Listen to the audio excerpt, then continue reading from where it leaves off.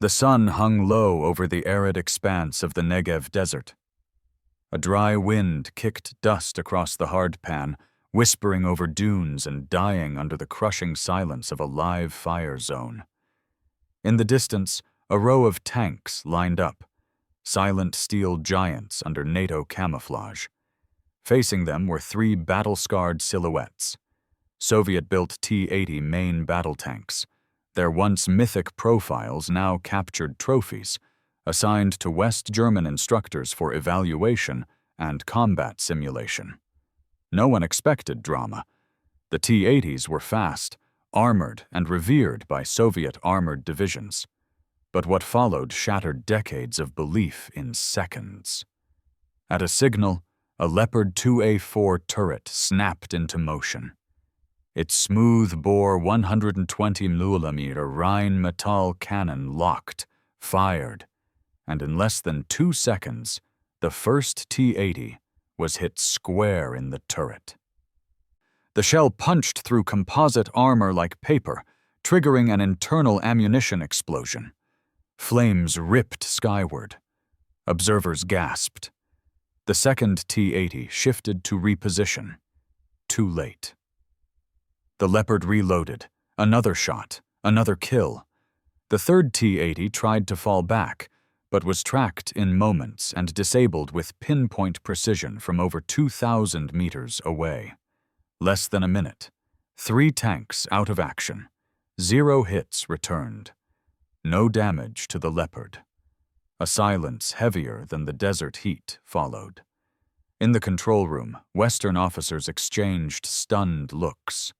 The T-80, once considered a technological marvel by Soviet standards, had folded under the Leopard 2's firepower like an outdated relic.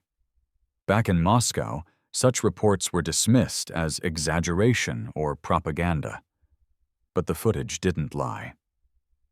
The reality was simple, brutal, and undeniable.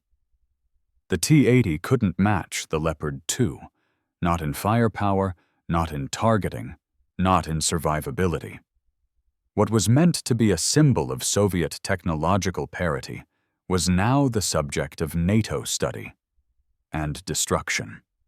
And for Soviet tank crews who once scoffed at the West German rich man's tank, it was a cold awakening. Because this wasn't theory. This was battlefield physics. And the myth of Soviet armor superiority was burning alongside the T-80. This is the story of how the Red Army's most advanced tank met the Leopard 2.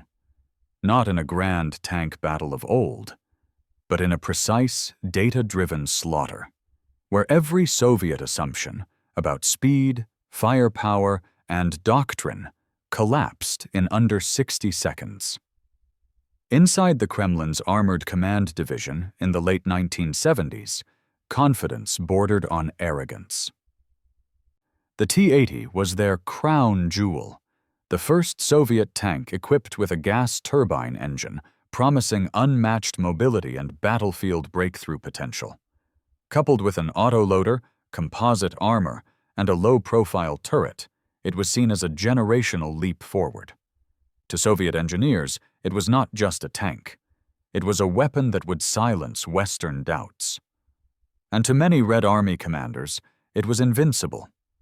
In training exercises across the Warsaw Pact, the T-80 consistently outmaneuvered older tanks like the T-64 and T-72. It sprinted across open plains at 70 km/h. Its autoloader pumped rounds into its 125mm smoothbore at 8 shells per minute. Every part of it screamed velocity, violence, and supremacy. But the problem wasn't the tank. It was the room it was built in. The T-80 was born into an echo chamber. Soviet doctrine at the time still revolved around deep operations, mass armored thrusts across Central Europe, overwhelming NATO through speed and numbers. Red Army planners expected to outflank slower Western tanks and pour through Fulda Gap before air support could even react. And so, The T-80 was optimized not for survival, but for speed. Not for precision, but for quantity. Not for defense, but for momentum. When reports surfaced from East German observers about Western tanks, particularly the Leopard 2 and the American XM1, later M1 Abrams, featuring superior optics, digital fire control, and armor designed to resist modern APF-SDS rounds, they were dismissed. Over-engineered, vulnerable to weather, too expensive to mass-produce, Soviet tank officers scoffed. They didn't see a threat. They saw a capitalist toy. The assumption was that no tank needed to hit at 2.5 kilometers because real combat would happen at 800 meters or less. The assumption was that speed and mass would always beat precision and protection. The assumption was that Soviet design, proven in World War II and validated through sheer volume, was still relevant. They believed that NATO would never risk its tanks in direct duels, that their air forces would be too busy defending the skies, that their expensive optics would fail under battlefield conditions, and that no Western tank could match the T-80's operational tempo. But they were wrong, because the battlefield was no longer about whose tank moved faster. It was about who fired first, who saw farther, and who survived the hit. The Red Army wasn't ready to question its assumptions, but it was about to be forced to. Not in Moscow, not in Berlin, but in a desert, where Western tanks would do what Soviet ones had only simulated. Kill, before the enemy even knew they were seen. The Soviet Union didn't just build tanks, it built doctrines. And at the center of its Cold War armored strategy was one fundamental truth: quantity crushes quality. This thinking was forged in the blood-soaked battles of World War II. Back then, swarms of T-34s overwhelmed technologically superior German panzers. What worked at Kursk became dogma. Never fight fair, never fight one-on-one, and never give your enemy a clean shot. By the 1980s, that principle had evolved into a fully modern doctrine. The Red Army envisioned future war not as a precise engagement, but as an avalanche. Thousands of tanks, backed by mechanized infantry and artillery, would crash through the Fulda Gap in West Germany. The mission wasn't to engage in duels, it was to break through, exploit gaps, and reach the Rhine within days. Speed was everything. Numbers were sacred, and the T-80 was the tip of that spear. Its design reflected that thinking. Gas turbine engine, faster than any Western tank. Autoloader removed the loader to shrink turret size and crew. Reactive armor, meant to blunt NATO's advanced munitions. But what Soviet generals never anticipated was the quiet revolution happening across the border. In NATO command rooms, the future wasn't about speed or mass. It was about first look, first shot, first kill. The Leopard 2 wasn't just faster than expected. It was smarter. Its digital fire control system allowed it to lock and fire on targets at extreme range while moving in low visibility, day or night. Its armor was modular and layered, designed to defeat Soviet 125mm rounds from all angles, not just frontally. Its thermal imaging suite gave it vision beyond any Soviet optical sensor. This wasn't a tank designed for the next Kursk. This was a hunter, and Soviet doctrine hadn't evolved to deal with it. War games across NATO in the 1980s consistently showed the same pattern. NATO tanks spotted Soviet targets first. They hit first. They hit accurately. And when they hit, the enemy didn't fire back. T-80s, when tested in simulations and later in limited conflicts, showed disturbing trends. They struggled to acquire targets at long range. Their reactive armor was effective, but not invulnerable. And their vaunted autoloaders? They had a dark flaw. If the turret was penetrated, ammunition stored in carousel loaders ignited, turning tanks into fireballs. But inside Soviet planning circles, the doctrine remained unchanged. They believed that even if NATO had better tanks, they had fewer. And in a war of attrition, quantity would win. They didn't realize that in a world of Leopard 2s and M1 Abrams, you don't get a second shot. Doctrine had carried them through decades, but it was doctrine built for the past, not for the kind of war that was already taking shape. A war where the first one to shoot won, and the T-80 was never designed to win that kind of war. In the spring of 1986, deep in a Bundeswehr proving ground in northern West Germany, a quiet test was underway. It wasn't flashy. No press, no audience.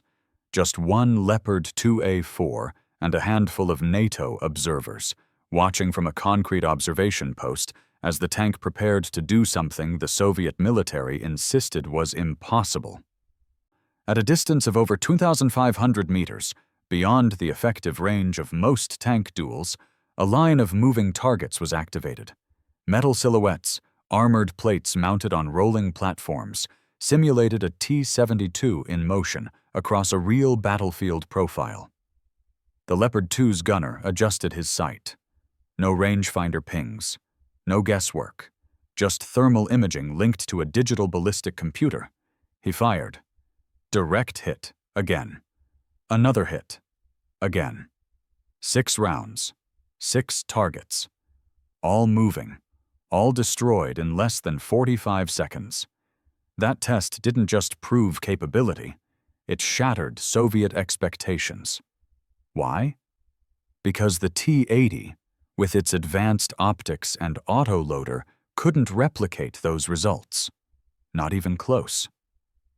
Soviet tanks lacked reliable thermal sights in the 1980s. Most relied on image intensifiers, which were near useless in dusty, low-light, or smoke-obscured conditions. In contrast, the Leopard 2's gunner could engage targets through total darkness or battlefield haze with pinpoint accuracy. And while Soviet doctrine emphasized closing to within 1,000 meters to ensure a kill shot, the Leopard 2 was racking up confirmed hits at over double that range, before the T-80 could even acquire a firing solution. This was a paradigm shift, because the Leopard didn't need to get close, didn't need to outmaneuver, didn't even need to see the whole tank. All it needed was a thermal signature and one shell. But it wasn't just optics that made this possible. It was systems integration. The Leopard 2 combined advanced stabilization, rapid target tracking, laser range finding, and seamless coordination between commander and gunner. This allowed it to fire while moving, adjust in milliseconds, and strike targets in real time. The T-80's fire control system, by contrast, was analog, slower, and less responsive. In theory, its autoloader gave it a higher rate of fire. In practice, it fired less accurately, and with far less confidence. And accuracy wasn't optional, because in a modern tank duel, the first hit is often the last. Western analysts noted the implication with growing concern. In an open battlefield, a single Leopard 2 could eliminate multiple Soviet tanks before being threatened. And in night or low visibility conditions, the kill ratio would only grow. The Red Army had built a race car for a terrain where the race was over before it began. This impossible event, 6 consecutive hits at range, wasn't a stunt. It was a demonstration that in the next war, it wouldn't matter how fast your tank moved. It wouldn't matter how many you fielded. It would only matter who could see, lock, and kill first. And on every count, the T-80 had just lost. The reports reached Moscow quietly, first as whispers, then as formal assessments. Captured NATO performance data, leaked West German after-action summaries, intelligence intercepts of tank gunnery evaluations. They all told the same story. The Leopard 2 was doing things the T-80 couldn't. It was hitting targets farther, faster, and with more reliability in combat conditions the Soviets believed were outside the range of possibility. Inside the Soviet main armored directorate, senior officers read the numbers and dismissed them. "Western tanks rely too much on computers," one general scoffed in a closed session. "Let them fail in sand, in snow, in war." It wasn't just denial. It was cultural. The Soviet military-industrial complex had long distrusted electronics-heavy systems. They viewed them as fragile, maintenance-intensive, vulnerable to cold weather and battlefield interference. Mechanical simplicity was preferred. Robustness mattered more than digital elegance. And so, when confronted with data showing that NATO tanks were firing with nearly 90% first-round hit probability at 2,000 meters, the response wasn't alarm. It was suspicion. The Kremlin's tank design bureaus insisted that the T-80's autoloader and high-velocity 125mm smoothbore gave it a firepower edge. They pointed to paper armor values, acceleration times, turret rotation speeds. They claimed that the T-80's gas turbine engine allowed it to outflank, and that NATO tanks, slower and heavier, would never survive a close engagement. But they were fighting the wrong war, because NATO's goal wasn't to engage up close. It was to never let the T-80 get that close at all. And the more tests NATO ran, the clearer the gap became. In a 1988 joint trial, Leopard 2s destroyed over 90% of mock enemy armor from ambush positions, most at night. During simulated Fulda Gap invasions, Leopard 2 crews scored consistent kills on moving targets while under stress, in low light, at ranges that Soviet optics couldn't match. Still, Soviet planners clung to doctrine. They believed that sheer mass, wave after wave of tanks, would neutralize Western precision. That even if a Leopard 2 or M1 Abrams could kill 2 or 3 tanks, there would always be more. That eventually, quantity would swallow quality. But what they didn't understand was this: those tanks wouldn't be alive long enough to overwhelm anything. The T-80 was fast, but not invisible. It was lethal, but not precise. It was modern, but not visionary. And the Leopard 2 wasn't fighting for supremacy on the spec sheet. It was fighting for the first shot. And more importantly, it was fighting to never be shot back at. So Moscow doubled down. It accelerated T-80 variants, added explosive reactive armor, experimented with infrared jammers and countermeasure systems. But none of it addressed the fundamental problem. The T-80 had been designed for a war that no longer existed. And when that war came, digital, fast, and fought beyond the horizon, it didn't matter how many tanks the Soviets had. It only mattered how fast they disappeared. Soviet engineers had staked their reputation on the T-80's most exotic feature: its gas turbine engine.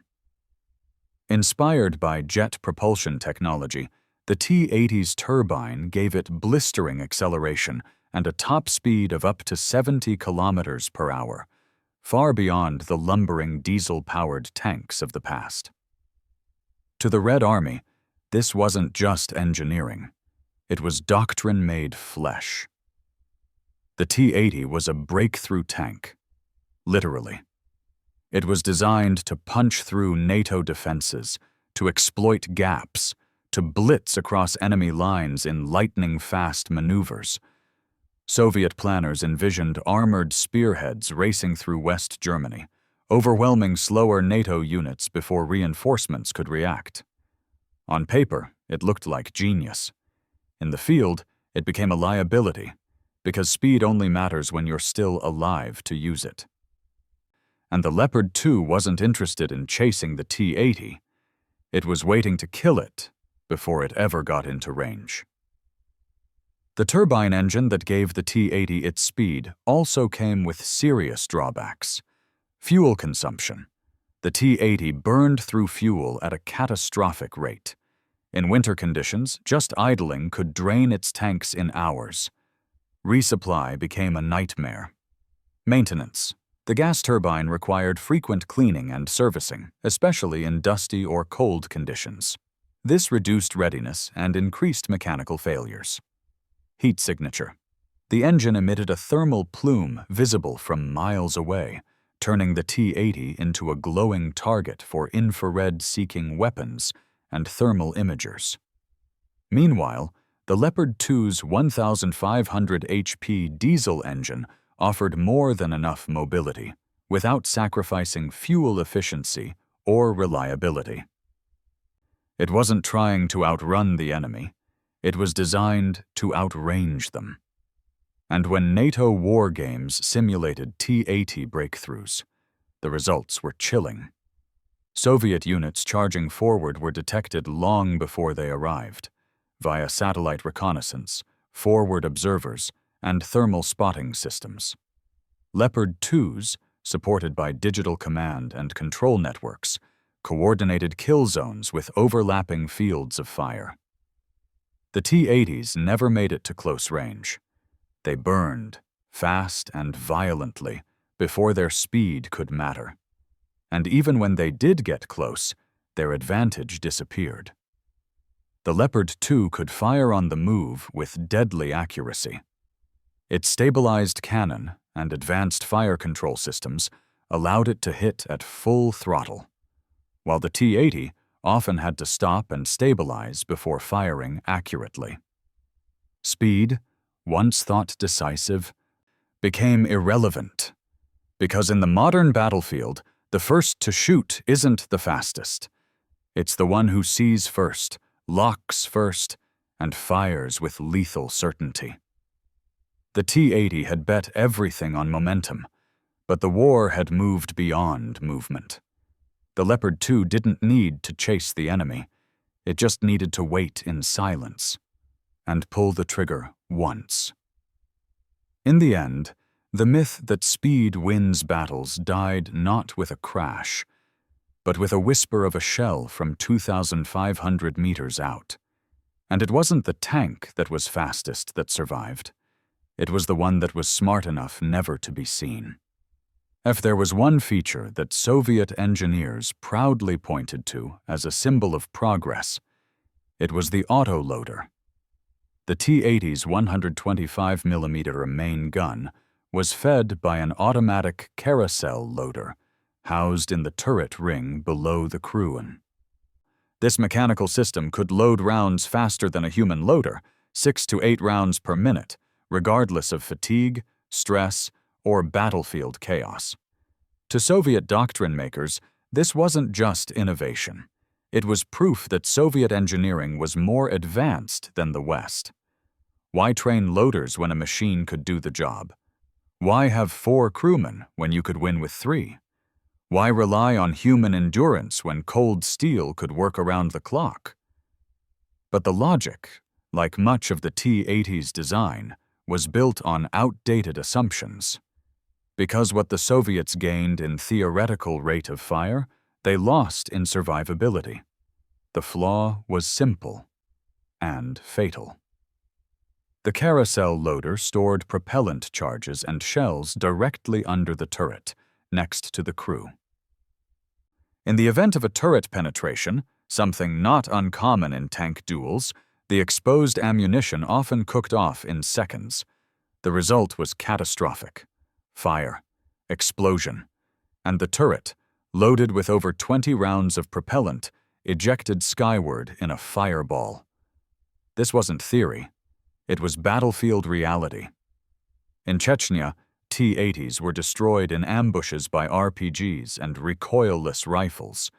In Ukraine, captured T-80s were found with turrets blown clean off, classic signs of internal ammo detonation. The autoloader had turned the tank into a one-hit kill system, from the inside out.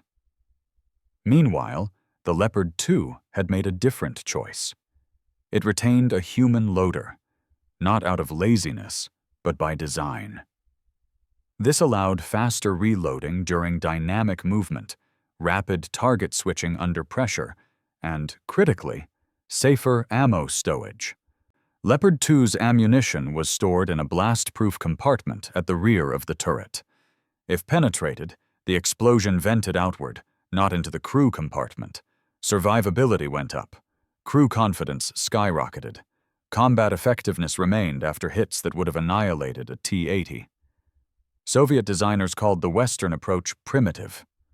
But when Western tanks kept fighting after being hit, and Soviet tanks exploded like grenades, the logic reversed. Western crews survived. Soviet crews didn't. And while Soviet planners were proud of their smaller turret silhouettes, they ignored the psychological impact. NATO tankers trusted their machines.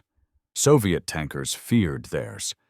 Not because they were cowards, but because one lucky shot could kill them all instantly. In the end, the T-80's autoloader wasn't a revolution. It was a compromise, a shortcut to reduce crew size, lower costs, and shave seconds from reload time. But in the modern battlefield, where a single shell could decide the outcome, those seconds weren't worth the risk. The myth that machines could replace men in the turret had met its match. And when the fireball cleared, it left behind not innovation, but a grave. Throughout the 1980s, the Soviet intelligence apparatus prided itself on penetrating NATO's secrets. They had human assets in West German bases. They intercepted communications from U.S. Army units stationed in Europe. They had access to procurement data, maintenance logs, and even training videos. But somehow, they missed the most important shift of all. Not a weapon. A mindset. While the Soviets focused on armor thickness and gun calibers, NATO had been quietly building an integrated warfare ecosystem, a combination of sensors, communication networks, reconnaissance, and fire control that would make every tank not just a weapon, but a node in a kill chain. And that ecosystem made the Leopard 2 and the M1 Abrams more lethal than the sum of their parts. Soviet analysts fixated on raw numbers. The Leopard 2 has only 42 rounds. Its top speed is similar to the T-80. Its armor is composite, but thinner in profile. What they didn't account for were the systems that made those rounds count, made that speed irrelevant, and made that armor nearly impenetrable. One example: fire control systems, FCS. NATO tanks used digital ballistic computers linked to thermal imagers and laser rangefinders. This meant they could fire on the move, at night, through fog, rain, and dust, accurately. T-80s still relied on analog sighting systems with poor stabilization. In theory, their 125mm gun had greater punch. In reality, it couldn't reliably hit what it couldn't lock. Another example: crew training. Western tank crews spent hundreds of hours in simulators, live fire drills, and combined arms exercises. The Leopard 2 wasn't just a machine. It was the endpoint of a military culture that prioritized precision, initiative, and crew cohesion. Soviet tank crews, by contrast, were often undertrained conscripts, taught to follow orders, not make snap decisions.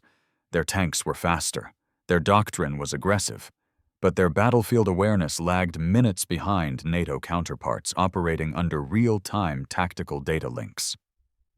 And perhaps most damning of all, the Leopard 2 had a 90% plus first hit probability at over 2,000 meters. The T-80 had less than 50%. By the late 80s, Soviet observers began to grasp the scale of the problem.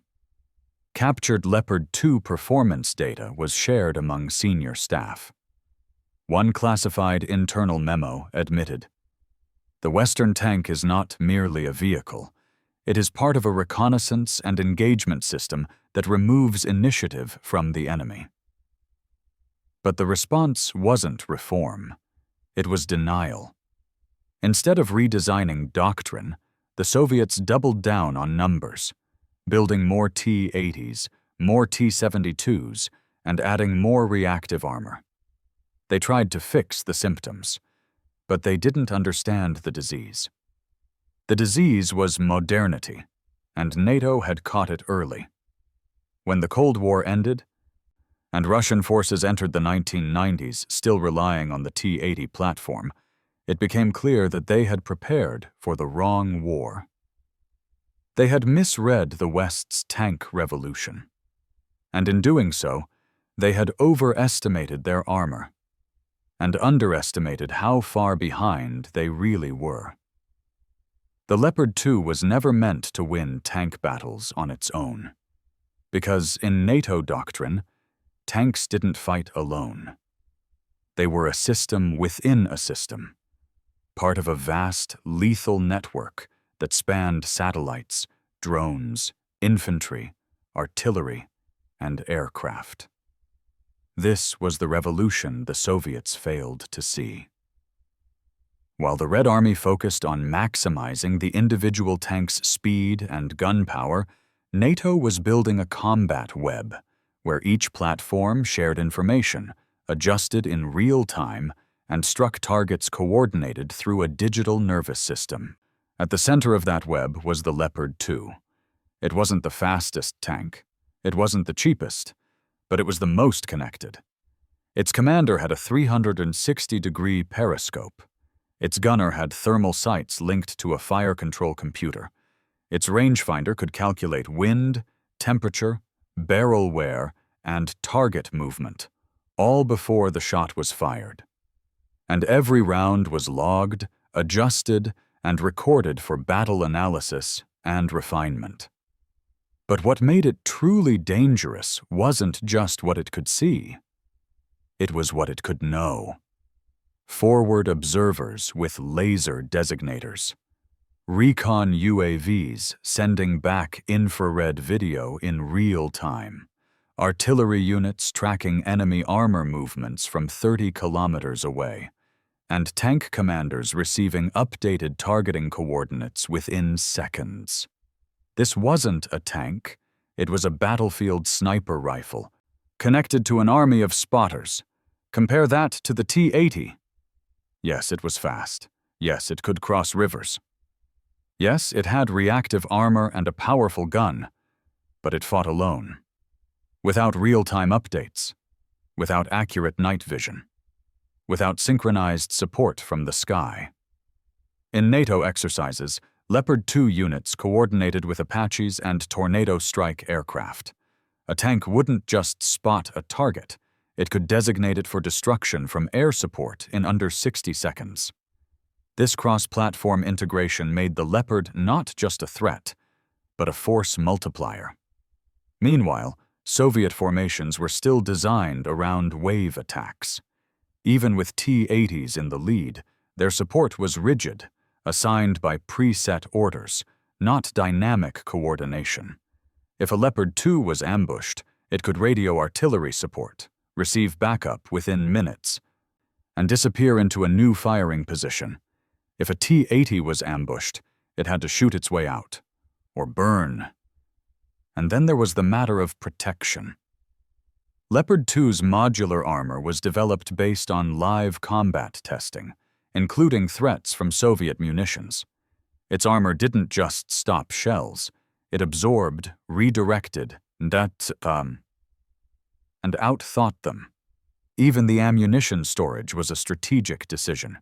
Separate blast compartments with blow-off panels meant crews often survived penetrations. The T-80 stored its ammo beneath the turret, directly under the crew. A single hit often meant total destruction. Not damage, not retreat, oblivion. This was the true Western system. Not tanks that were better on paper, but tanks that never had to fight fair. Because they already knew where you were, before you even knew they were there. And once they fired, they didn't wait to confirm the kill. They were already scanning for the next. The Leopard 2 wasn't designed to win a tank duel. It was designed to end it, before it ever began. The T-80 never officially faced the Leopard 2 in direct combat. But its design lineage, the tactics it embodied, the assumptions it relied upon, was tested in fire during the Gulf War. And the result was not just defeat. It was obliteration. In early 1991, as Operation Desert Storm began, NATO tanks rolled into Iraq in the largest armored offensive since World War II. The Iraqi army, heavily outfitted with Soviet T-72s and similar Warsaw-Pact designs, deployed in force across the desert. Their tactics? Modeled on Red Army doctrine. Their tanks? Functionally degraded cousins of the T-80, with the same autoloaders, the same weak optics, the same flawed ammunition storage. What happened next shocked even NATO commanders.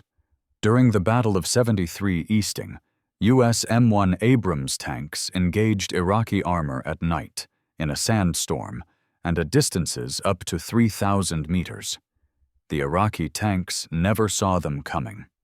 Not one American tank was destroyed by enemy fire. Over 160 Iraqi tanks were obliterated in less than 48 hours. The war confirmed every fear Soviet commanders had quietly harbored. Thermal imaging wasn't just a gadget, it was the decisive edge. Fire control systems didn't just improve accuracy, they defined survival. And the idea of mass had become meaningless. Because you can't mass what gets vaporized before it can fire. Soviet advisors watching the war unfold understood the implications. Their tanks couldn't see, couldn't shoot first, and couldn't survive even one hit from NATO's 120mm smooth bores. And while the T-80 itself wasn't in Iraqi service, it shared nearly identical systems with the T-72 in optics, fire control, and ammunition layout. And then came the final humiliation. Captured T-72s were tested against M1s and Leopard 2s after the war. Even in ideal conditions, they failed to penetrate NATO frontal armor. Even at close range, they missed moving targets. And when fired upon, they brewed up instantly, crew and all. Back in Russia, engineers scrambled to update the T-80. New variants, T-80U, T-80BV, emerged with better ERA, revised electronics, and improved engines. But the foundation was cracked. Because while the tank itself could evolve, the doctrine it was built on had collapsed. Speed didn't save Iraqi armor. Autoloaders didn't matter when you missed your first shot, and reactive armor couldn't stop what was never seen coming.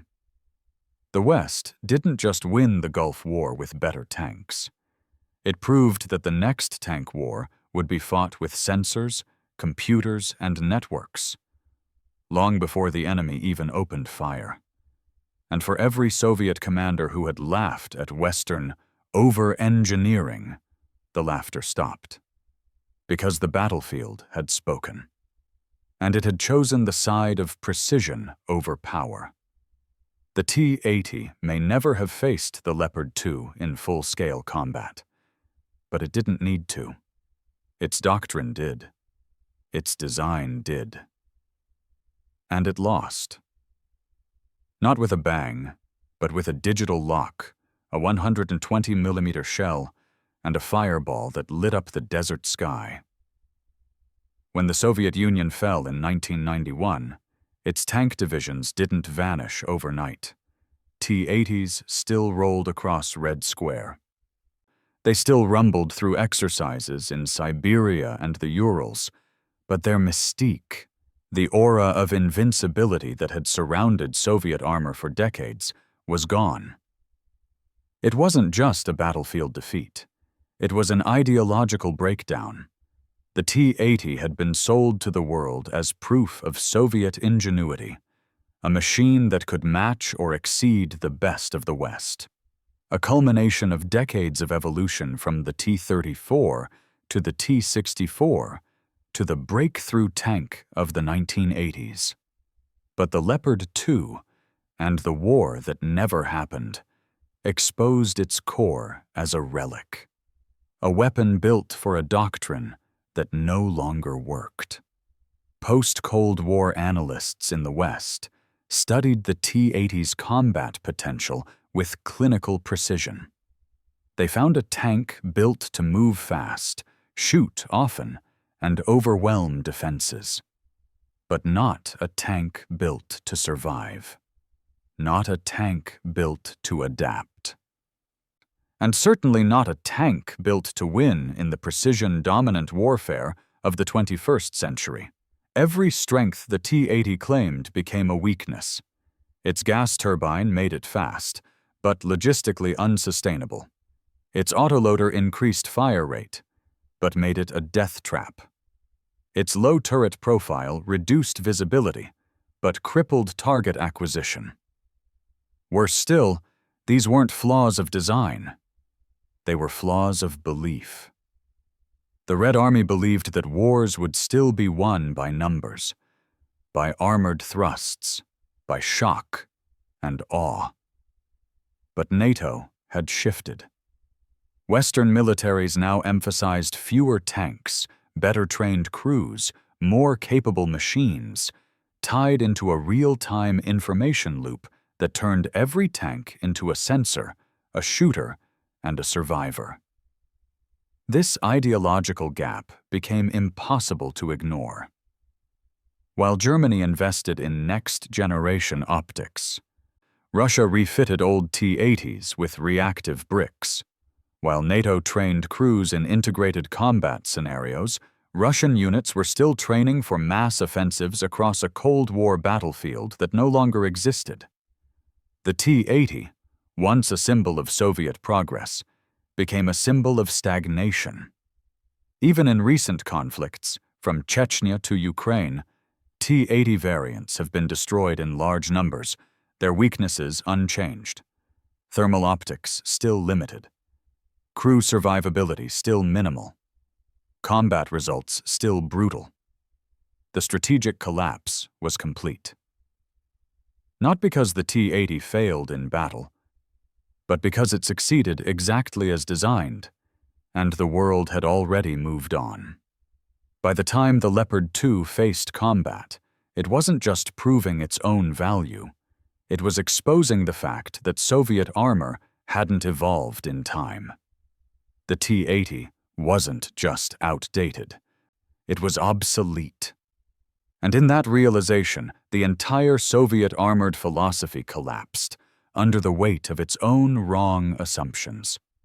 Today, the T-80 still fights. It rolls across the steppes of Ukraine, through forests in the Caucasus, and along the fractured borders of the post-Soviet world. But it's not the predator it once was. Drone footage from recent conflicts shows T-80 variants burning in fields, their turrets launched meters away by internal detonations. thermal signatures picked up by NATO-grade optics long before the crew knew they were being watched. Hit, tracked, destroyed. The battlefield has changed. The T-80 has not. What was once cutting edge is now a moving relic, refitted, repainted, repurposed, but not reimagined. And its failure lingers like a ghost, not just in the flames of destroyed tanks, but in the shattered doctrine they represent, a doctrine that believed speed beat vision, that mass beat precision, that automation beat awareness. The Leopard 2, meanwhile, has continued evolving, receiving modular armor upgrades, integrated battle management systems, and next-gen sensors. It's not perfect, but it learns, it adapts. The T-80 does not. And for every Soviet tanker who once believed their machine was the future, there's now only silence. The silence of a tank that can no longer compete. The silence of a strategy that failed before it even fired. But the legacy remains.